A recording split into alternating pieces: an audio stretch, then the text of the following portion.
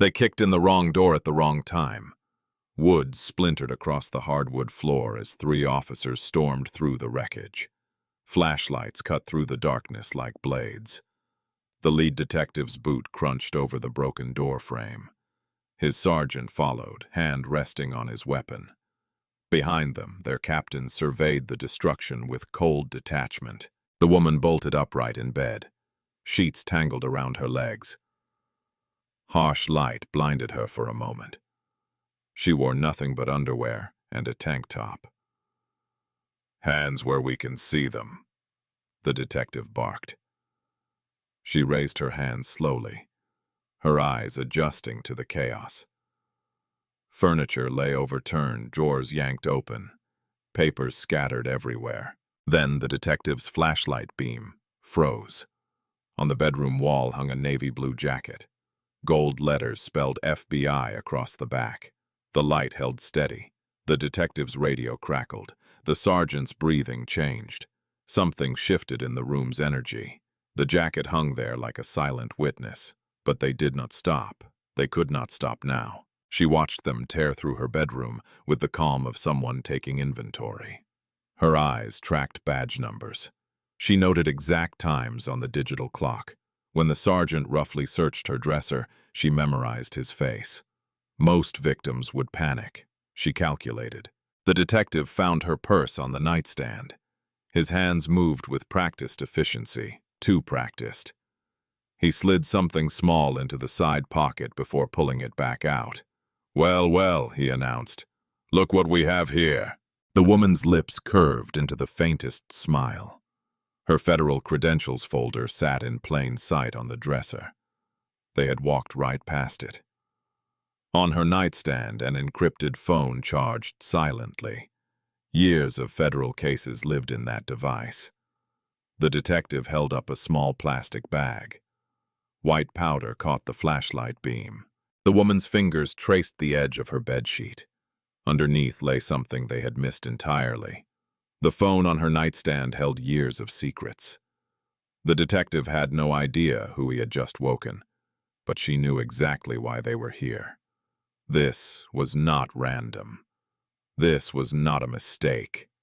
This was the moment she had been waiting for. The federal case files scattered across her floor told a different story than the one they thought they were writing. Her digital recorder, hidden in the bedroom lamp, had been running since the door exploded. Every word, every planted piece of evidence, every illegal entry, all of it captured. The sergeant searched her closet now. His hands shook slightly as he worked. Good. He should be nervous. The woman remained perfectly still. But her mind raced through protocols, federal evidence procedures, constitutional violations, civil rights law. They had no idea what they had just walked into. She sat straighter on the bed. "I need to see your warrant." "We don't need a warrant for a noise complaint, sweetheart. You do for a search this extensive." Her voice carried an authority that made the sergeant pause mid-search. "You've exceeded the scope of any noise complaint investigation." The detective's jaw tightened. "You some kind of lawyer?" "I know my rights under the Fourth Amendment." She kept her voice level, professional. "This is an illegal search."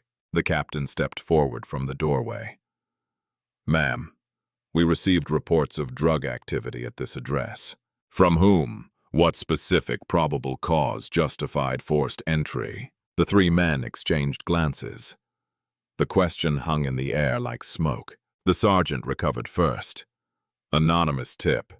Said you were dealing." Anonymous tips don't justify warrantless searches of private residences. The woman's legal knowledge flowed effortlessly. Miranda versus Arizona. Terry versus Ohio. Map versus Ohio. The detective's face darkened. "You think you're smart. I think you're violating federal law." The words hit like a slap. Federal law, not state law. Federal. The captain cleared his throat. "Let's just get her processed." But the woman was not finished. "I need your badge numbers, all 3 of you." "You're not in a position to make demands," the sergeant growled. "Every citizen has the right to identify officers conducting searches." She looked directly at each man. Badge numbers. Now. The detective's hand instinctively covered his badge. You don't need. The law disagrees. Her calm persistence unnerved them. Most suspects they arrested were panicked, confused, easy to manipulate. This woman dissected their procedure like a surgeon. The captain provided his number, reluctantly. The others followed. She repeated each number back perfectly, cementing them in memory. I also need confirmation that your body cameras are recording. The sergeant's hand moved to his chest cam. The red light blinked steadily. They're recording. Good. So when this goes to federal court, there will be a complete record. Federal court. There was that word again. The detective leaned closer. Listen, lady, we found drugs in your house. You can cooperate, or we can make this real hard for you. Are you threatening me? I'm giving you options. The woman studied his face. Option 1. I confess to crimes I didn't commit. Option 2. You manufacture additional charges. The room went silent except for radio static. You got a smart mouth, the sergeant said. I have constitutional rights. The detective pulled out handcuffs. You're under arrest for possession of a controlled substance. As the metal clicked around her wrists, the woman spoke clearly toward the body cameras. I'm being arrested based on planted evidence. The officers conducted an illegal search without probable cause or warrant. I did not consent to this search. Shut up, the detective hissed. I have the right to remain silent, but I also have the right to speak. Her voice never wavered. This is a false arrest based on fabricated evidence. The sergeant grabbed her arm roughly. Move. She complied but continued speaking. I'm requesting immediate legal counsel. I'm requesting a supervisor. I'm requesting a review of the body camera footage. Each request followed proper protocol. Her knowledge of procedure was too precise, too professional. The captain studied her carefully. Something was not right. As they led her through the destroyed living room, she catalogued every violation. Excessive force, unlawful entry, evidence tampering, civil rights violations. The detective's next question made the sergeant's hand freeze. How do you know so much about police procedure? The woman did not answer. She did not need to. Her federal credentials folder still sat on the dresser, unnoticed, but her silence spoke louder than words. The planted evidence was not the only thing out of place in this room. At the front door, the sergeant realized she knew more than any civilian should. Her questions were too specific, her language too precise, her calm too complete. Normal people did not quote case law during arrests. Normal people did not request body camera reviews. Normal people did not know federal court procedures. The detective pushed her toward the patrol car, but doubt crept into his voice. You ever been arrested before? No. Then how do I what? Her question turned the interrogation around. The detective did not finish his sentence. He could not finish it, because the answer might be worse than he was prepared to handle. The sergeant opened the car door. Radio chatter filled the night air. Dispatch calls filtered through static. Normal police business continued while they made the biggest mistake of their careers. The woman slid into the back seat without resistance. Through the window, she watched them collect evidence from her home. They bagged the planted drugs. They photographed the damage they had caused. They documented everything except the truth.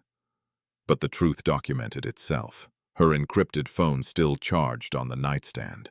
Her federal files still scattered across the floor. Her credentials still sat in plain sight. And the digital recorder in the bedroom lamp still ran. The detective slammed the car door. Through the glass, she heard him talking to the captain. Something's off about her.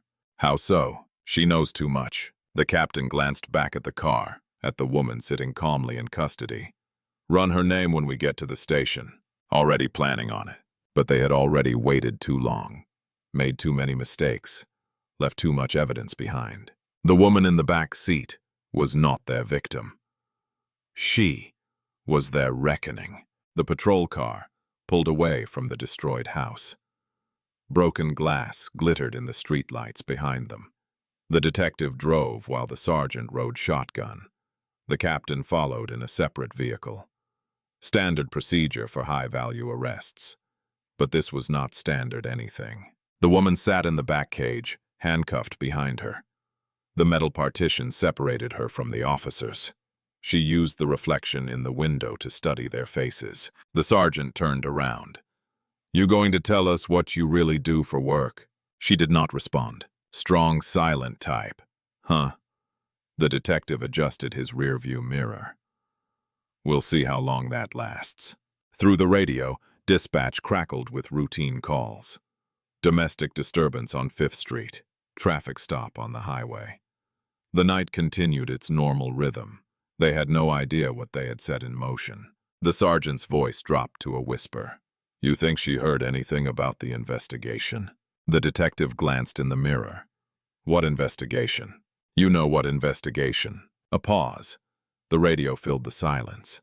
"She can't know about that," the detective said finally, but doubt threaded through his voice. The woman memorized every word, every admission, every tell. They turned onto Main Street. The police station glowed ahead, all concrete and fluorescent lighting, a fortress of bureaucracy where they would try to disappear her into the system. The detective parked in the prisoner transport area. Security cameras tracked their arrival. "Listen," the sergeant said, turning around again. "This can go easy or hard. Depends on you." The woman met his eyes through the partition. "Which way preserves your careers?" The question hit like ice water. The detective killed the engine. "What's that supposed to mean?" "It means you should think carefully about your next moves." The sergeant's laugh sounded forced. "Lady, you're the one in handcuffs for now." 2 words. Simple, quiet, terrifying. The detective got out first and opened her door. The cuffs bit into her wrists as he helped her stand. "We're going to teach you some respect," he muttered. She did not resist as he guided her toward the building, but she catalogued every rough grab, every unnecessary push, every violation of prisoner transport protocols. The body cameras recorded it all. Inside the station, fluorescent lights buzzed overhead. The booking desk sergeant looked up from his paperwork. "What we got?" "Cocaine possession, resisting arrest." The woman spoke clearly. "I didn't resist arrest." "Shut up!" the detective snapped. The booking sergeant frowned. Something in her voice did not match the charges. "I need to make a phone call," she said. "You'll get your call when we say so. That's illegal." The booking sergeant's frown deepened. "Ma'am, you have the right to—" "She knows her rights," the detective interrupted. "She won't shut up about them." Standard booking procedure began. Fingerprints, photographs, personal property inventory. When they processed her wallet, the booking sergeant paused. "Says here, you work for the federal government." The detective's hand froze over the keyboard. "What kind of federal work?" The woman stayed silent. She did not need to speak. Her employment verification would do it for her. The booking sergeant typed her information into the system. The computer processed the data, cross-referenced federal databases. The screen flashed a warning. "Detective." The booking sergeant's voice was tight. "You need to see this." The detective approached the terminal and read the screen. His face went pale. The woman's federal ID number triggered something unexpected. The system flagged her as a federal law enforcement officer, a veteran with current assignment in the Internal Affairs Division. The detective's radio crackled with an urgent message, but it was too late for urgency. They had already crossed every line. The booking sergeant looked between the screen and the woman in handcuffs. His training kicked in. Federal officers required different protocols, special notifications. "I need to make some calls," he said quietly. The detective grabbed his arm. "Not yet. Detective, if she's federal, she's a suspect, nothing more." But the computer screen told a different story, and computers did not lie. The woman watched their panic build. She saw the moment they realized their mistake, the exact second their confidence cracked. She had been waiting for years for this moment, for these 3 officers to finally make the mistake that would bring them down. Tonight, they had not just kicked in the wrong door. They had kicked in the door of the federal agent investigating them. Officer Lena Torres reviewed the body camera footage in the equipment room. Her hands shook as she fast-forwarded through the raid. The timestamp read late evening. Door exploding inward. Woman in underwear, hands raised, calm voice requesting warrant information. Torres rewound, played it again. Something was wrong with this arrest. The woman quoted law like a textbook, requested badge numbers with professional precision, knew federal court procedures better than most lawyers. Torres paused the footage and studied the woman's face. No panic, no confusion, just cold calculation, like she was gathering evidence. The next clip showed the planted drugs.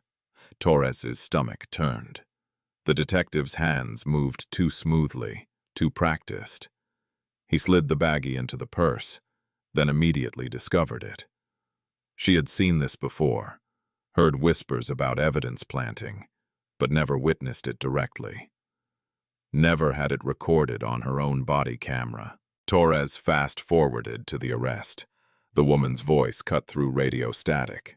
"I'm being arrested based on planted evidence. Clear, direct, legally precise." Torres ran the woman's name through the federal database. The results made her blood freeze. FBI agent. Years of service. Currently assigned to the Public Corruption Unit, the same unit investigating their department. Torres's hands trembled as she reached for her phone. The FBI tip line number was memorized. Required training for all officers. She dialed. Federal Bureau of Investigation. This is Officer Torres, Metro Police. I need to report a federal agent in custody. Silence on the line. Can you repeat that? We arrested a federal agent tonight. I think it was intentional. The line went quiet except for typing sounds. Agent's name? Torres read from the database. Elena Vargas, FBI Public Corruption Unit. More typing, faster now. Officer, where is Agent Vargas now? Holding cell. They're trying to process her on drug charges. Are you certain about the drug charges? Torres closed her eyes, seeing the planted evidence again. The drugs were planted. I have it on body camera. The FBI agent's voice sharpened. Do not let anyone delete that footage. Do you understand? Yes, sir. We're sending a team. Keep Agent Vargas safe. The line went dead. Torres sat in the equipment room, surrounded by charging body cameras. Each device held fragments of corruption. Pieces of a puzzle she was finally seeing clearly. Her radio crackled. Captain Hargrove's voice cut through static. All units, expedite the Vargas processing. I want her transferred to county within the hour. Torres's blood turned to ice. They were rushing the case, trying to bury it in the county system where federal oversight was harder. She grabbed the evidence bag containing Elena's personal items. Inside, mixed with wallet and keys, were federal credentials. FBI Special Agent Elena Vargas. Badge number embedded in gold metal. The same badge number that appeared on every internal investigation report filed against their unit. Torres pieced it together. Elena was not just any federal agent. She was the agent investigating them. Had been for months, maybe years. Every suspicious arrest, every questionable search, every planted evidence case. Elena Vargas's signature appeared on the investigation files. And tonight they had given her everything she needed to destroy them. Torres's conscience warred with her loyalty. These men had trained her, protected her, become her second family. But family did not plant evidence on innocent people. Family did not violate constitutional rights. Family did not arrest federal agents investigating corruption. Her phone buzzed. Text message from the detective. Delete the body cam footage. Equipment malfunction. Torres stared at the message, at the clear order to obstruct justice. She typed back, "Copy that." But she did not delete anything. Instead, she uploaded the footage to a secure federal server. The same server Elena Vargas probably used for evidence collection. Torres's next decision would define her career and her conscience. Captain Hargrove appeared in the doorway. "Torres, did you wipe that footage?" "Working on it, sir." Hargrove studied her face, looking for tells, for signs of betrayal. Good. This stays between us. Torres nodded. Of course, sir. But Hargrove's pressure suggested this was not their first cover-up. The federal investigation rumors suddenly made sense. Elena Vargas was not just investigating corruption. She had been living it, documenting it, building an airtight case. And Torres had just become her key witness. Assistant Director Victor Lang received Torres's call at home. His secure phone buzzed on the nightstand. Federal Emergency Protocol. He answered on the first ring. Lang. Sir, this is Agent Vargas's handler. We have a situation. Lang sat up immediately. Elena Vargas was his best undercover investigator. Years of flawless service. What's the status? Local police arrested her an hour ago. Drug possession charges. The arresting officers are her targets. Lang's jaw tightened. They made her, but they planted evidence. We have body camera confirmation. The assistant director was already reaching for his clothes. Where is she now? Metro Police holding. They're rushing county transfer. Negative. Stop that transfer immediately. Lang activated his emergency team while still on the phone. Federal Rapid Response mobilized within minutes. Sir, there's more. Agent Vargas's emergency beacon just activated. Lang froze. Elena's beacon only activated in life-threatening situations. When? Moments ago. The beacon signal appeared on Lang's phone screen. GPS coordinates locked onto the police station. Full federal response now. Lang called his second in command. Operation Clean House is compromised. Vargas is in custody. Jesus, how bad? They arrested our lead investigator while she was gathering evidence against them. Lang's team assembled at the federal building. Tactical units, evidence specialists, internal affairs investigators. The corruption case they had been building for years just became a federal emergency. Elena Vargas did not just know about police corruption. She was the corruption investigation. Lang briefed his team in the command vehicle. Agent Vargas has been undercover for a long time. Tonight's arrest gives us everything we need. How so? They just provided direct evidence of the conspiracy we've been investigating. The surveillance van positioned outside the police station. Electronic equipment locked onto internal communications. Police radios crackled with nervous chatter. Officers discussed damage control and keeping stories straight. Lang listened through federal intercept equipment. Every word recorded, every conspiracy documented. Sir, his communications officer reported. We're intercepting destruction orders. They're trying to wipe body camera footage. Too late for that. Lang opened Elena's case file. Years of corruption investigations. Hundreds of documented violations. Dozens of officers implicated. Tonight's arrest connected every piece. The surveillance van's equipment hummed quietly. Federal warrants were already prepared, signed, ready for execution. Director, we have movement inside. They're transferring Vargas to county. Not happening. Lang radioed his legal team. Execute the federal warrants. Full jurisdiction.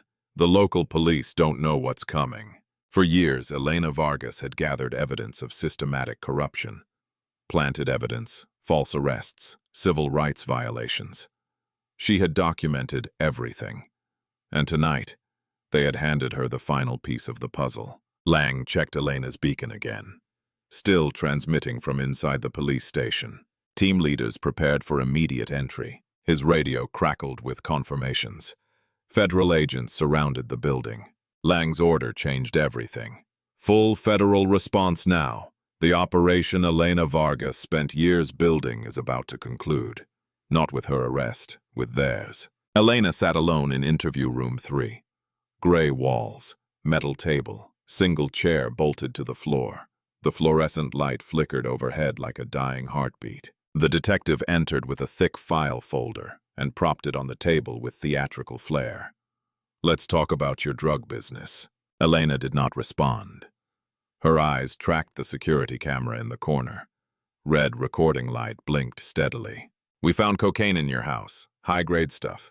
Street value around $5,000. Planted evidence. The detective leaned back. You sure about that? I watched you plant it. That's a serious accusation. Elena's voice stayed level. It's a documented fact. The detective opened his file. Pages of fabricated reports, fictional surveillance notes, manufactured evidence chains. Says here you've been dealing for months. Your paperwork is fiction. Multiple witnesses saw drug activity at your address. Name one witness. The detective's pause stretched too long. Anonymous sources. Anonymous sources don't exist in federal court. There was that word again. Federal. The detective's confidence cracked slightly. You think federal court is going to save you? Elena met his eyes. I think federal court is where this ends. The sergeant entered without knocking and whispered something urgent in the detective's ear. The detective's face hardened. Step outside. They left Elena alone in the interview room. Through the thin walls, she heard heated discussion. The computer flagged her as federal law enforcement. So what? So we arrested a federal agent. She's a drug dealer who happens to work for the government. Detective, this is dangerous territory. Elena used the time alone to mentally catalog every violation. Miranda rights delayed. Phone call denied. Excessive force during transport. Each violation strengthened her case. The detective returned alone and slammed the door harder than necessary. Let's try this again. Who supplies your cocaine? I don't use or distribute cocaine. The evidence says different. The planted evidence. His fist hit the table. Stop saying that. Elena did not flinch. Stop planting evidence. The detective leaned across the table, invading her personal space. Classic intimidation technique. You think you're smart?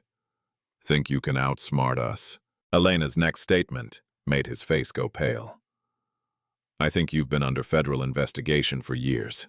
The room went silent except for the flickering fluorescent light. The detective straightened slowly. What did you say? Operation Clean House, ring any bells? The blood drained from his face. Operation Clean House was classified. Only federal investigators and high-level corruption targets knew that name. Elena continued, voice steady as stone. Systematic evidence planting, civil rights violations, conspiracy to deprive citizens of constitutional protections. The detective's hands shook slightly.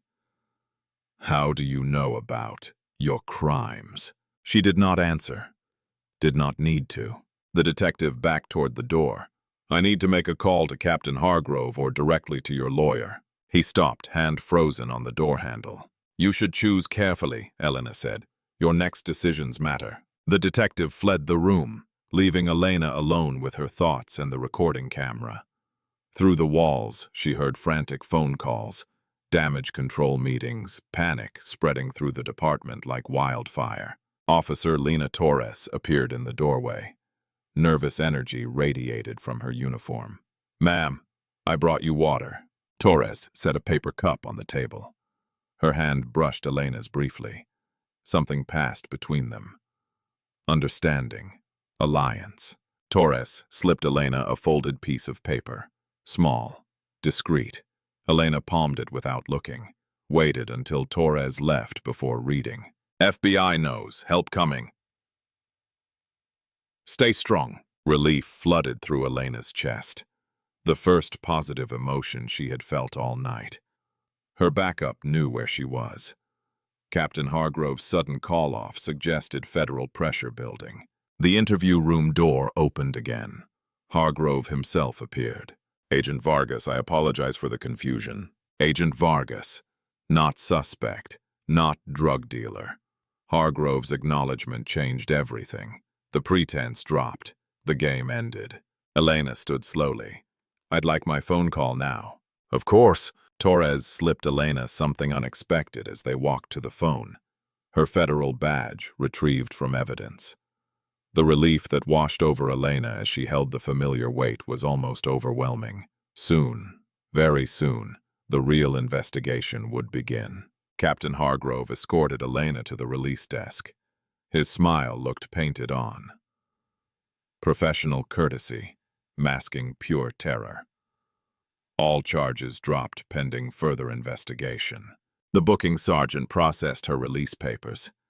His hands moved quickly, too quickly, eager to get her out of the building.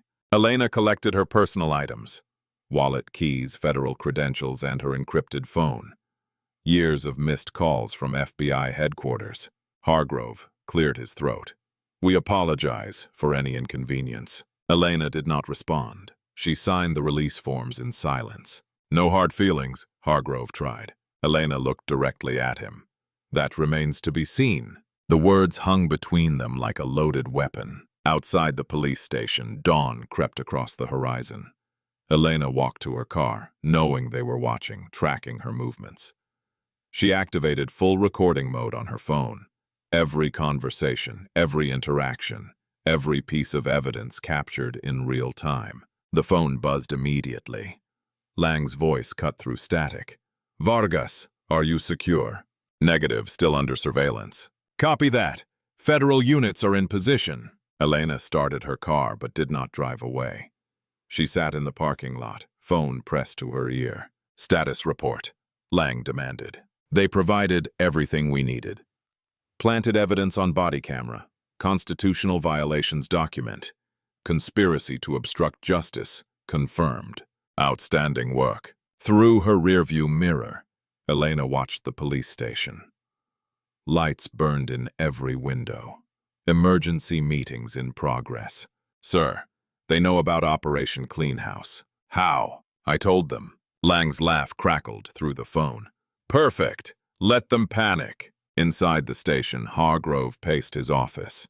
The detective and sergeant sat across from his desk like guilty children. "Do you understand what you've done?" The detective's voice cracked. "We followed procedure. You arrested a federal agent investigating our department. We didn't know. You should have known."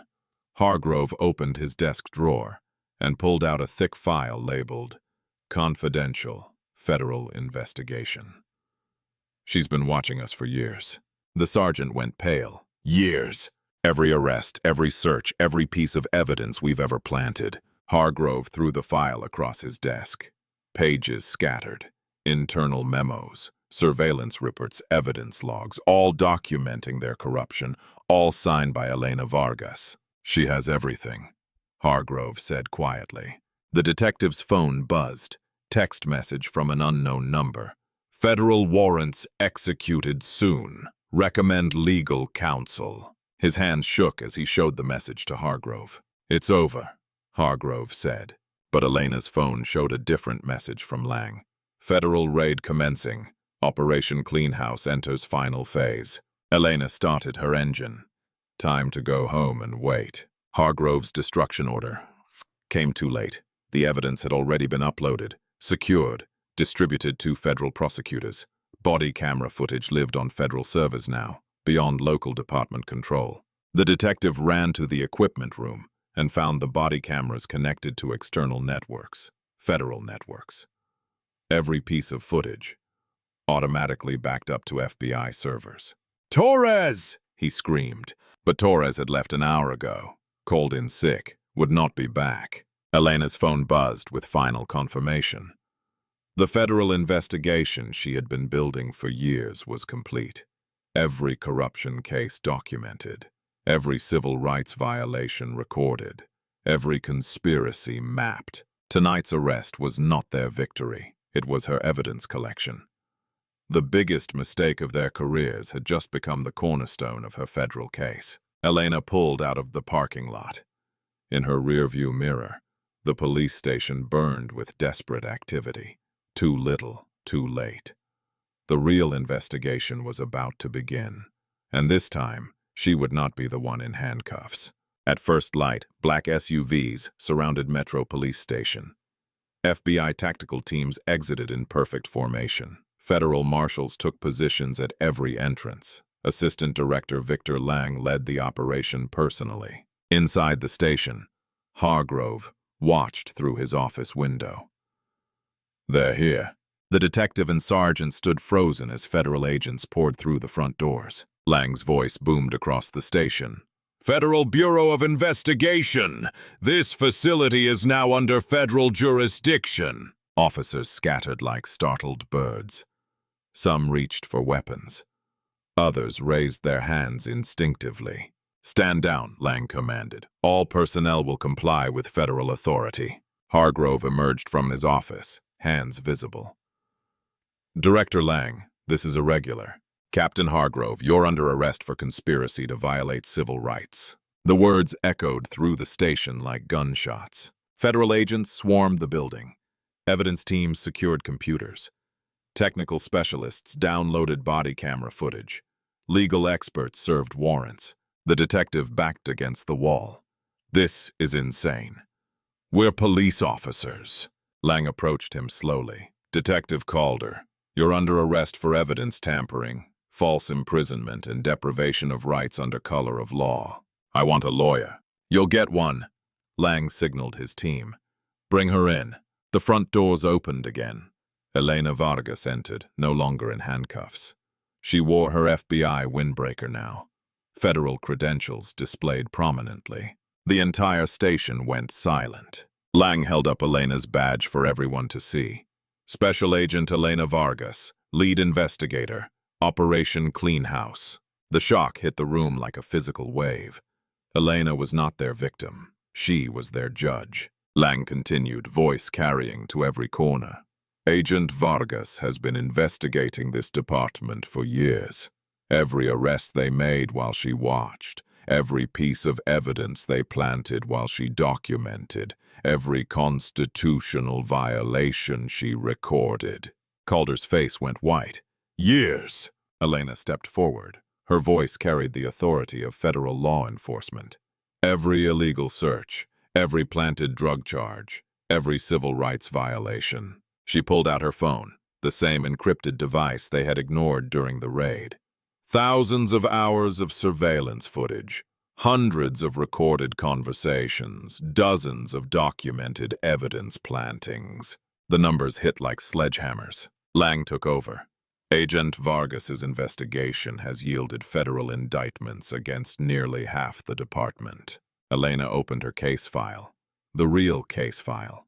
Federal documentation spanning years. Detective Calder, multiple confirmed evidence plantings, numerous illegal searches, multiple constitutional violations. Calder's knees buckled. Sergeant Keller, multiple evidence tamperings, multiple false arrest reports, conspiracy to obstruct justice. Keller slumped against the wall. Captain Hargrove, conspiracy to operate a criminal enterprise under color of law. Systematic violation of citizens' constitutional rights. Hargrove closed his eyes. Elena continued reading. Each name, each crime, each piece of evidence meticulously documented. The federal investigation she had built brick by brick, case by case, violation by violation. Lang addressed the room. Operation Clean House has documented systematic corruption spanning 2 decades. The timeline stretches back further than anyone imagined. Agent Vargas wasn't investigating recent crimes. She was exposing institutional rot. Federal evidence teams wheeled out computers, servers, file cabinets, body cameras, everything that might contain additional evidence. Calder found his voice. "We were just doing our jobs." Elena faced him directly. "Planting drugs isn't police work.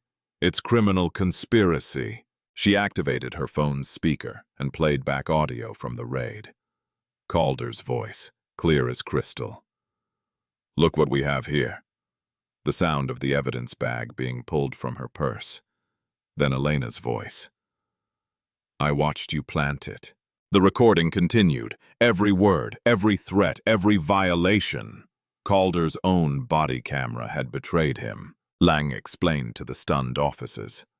"Agent Vargas's emergency beacon activated during booking. Federal surveillance recorded everything. The pieces clicked together. Vargas is calm during arrest. Her legal knowledge, her precise questions. She wasn't panicking because she knew backup was coming. She was collecting evidence because that's what federal agents do." Lang held up another device. This digital recorder was hidden in Agent Vargas's bedroom lamp. It captured the entire raid. The detective who planted evidence. The sergeant who threatened her. The captain who ordered the cover-up. all recorded, all documented, all admissible in federal court. Elena's years-long investigation culminated in this moment. Every corrupt officer identified, every crime documented, every victim vindicated. The evidence did not just show individual misconduct, it revealed systematic criminal enterprise. Lang addressed the room one final time. Federal charges will be filed soon. The machinery of justice begins turning. And Elena Vargas, after years of patient investigation, finally has her case. Calder's corruption file was thick. The evidence went back years. Tonight was not about drugs or noise complaints. It was about justice, delayed finally becoming justice delivered. In the months that followed, federal district court buzzed with anticipation. The corruption trial of the decade reached its conclusion. Elena Vargas sat at the prosecutor's table. Years of investigation condensed into evidence boxes stacked high. Judge Eleanor Price reviewed the verdict forms. Nearly 24 defendants, hundreds of charges, systematic justice finally served. Has the jury reached a verdict? The foreman stood. We have, Your Honor. Calder sat in the defendant's chair, federal orange replacing his police uniform.